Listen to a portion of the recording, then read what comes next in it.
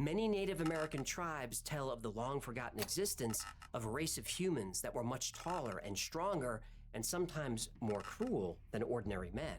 The Choctaw tribe has a legend about the Nahulo, a race of giants who ate human flesh. The Choctaw killed these giants whenever they could. Eventually, those giants were driven west. The Paiute settled in the Nevada desert thousands of years ago and passed down the story of a race of red-haired giants called the Sitka.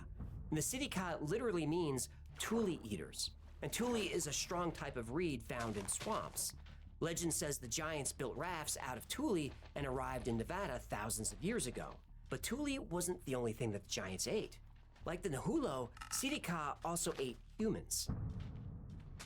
The Sitka waged war on the Paiute and all other neighboring tribes. The human tribes fought bravely, but the giants were too strong. The Sitka would often eat the people captured in battle. So after years of conflict, the tribes united, and that turned the tide of war. And in the final battle, the red-haired giants were driven into a cave. The tribes stuffed the cave entrance with sticks and brush and set it ablaze. The last remaining Sitka either suffocated or burned alive. Sarah Winnemucca Hopkins, daughter of Chief Winnemucca, was the first to write down and print the story of the Sitka. But she said this wasn't a legend, it was history. She even wore red hair taken from a giant woven into some of her clothes. When mining engineer John T. Reed heard the story in 1886, he asked to be taken to the cave, the final resting place of the Sitka giants. Reed wasn't able to finance the excavation of the cave at that time, but when valuable bat guano was discovered, people started digging. Bat guano? Yep, it was used to make gunpowder and explosives. No, I mean, what is bat guano? Oh, guano is the, waste of bats and birds. You can make explosives out of You can. Okay. Do me a favor. When you clean my bowl, can you save it for me? 4th of July's coming up. I'm gonna make fireworks. I'm not saving your I'm not saving that for fireworks. Fine.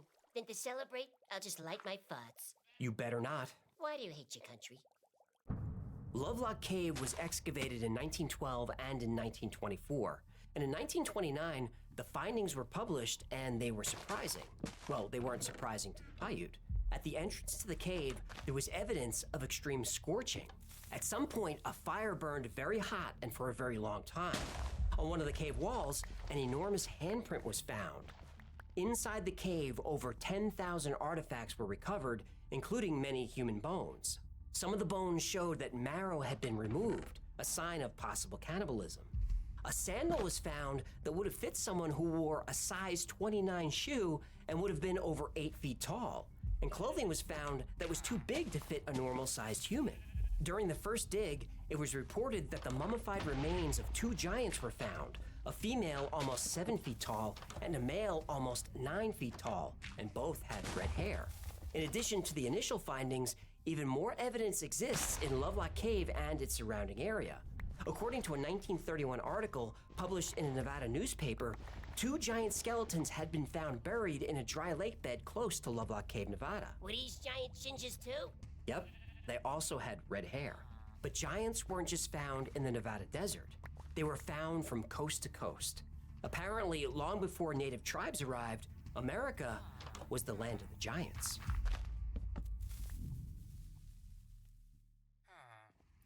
In Peebles, Ohio, the Great Serpent Mound is a 1,370-foot-long prehistoric effigy mound.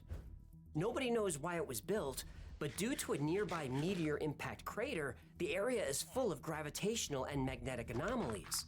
Some researchers, like Richard Hamilton, believe the location for Serpent Mound was chosen specifically because of these anomalies. And for many years, there have been stories of freak weather patterns, UFO sightings, and strange lights in the area. And also found near Serpent Mound, the remains of giants. In 1872, a report appeared in the book Historical Collections of Noble County, Ohio. Someone had stumbled across enormous skeletons.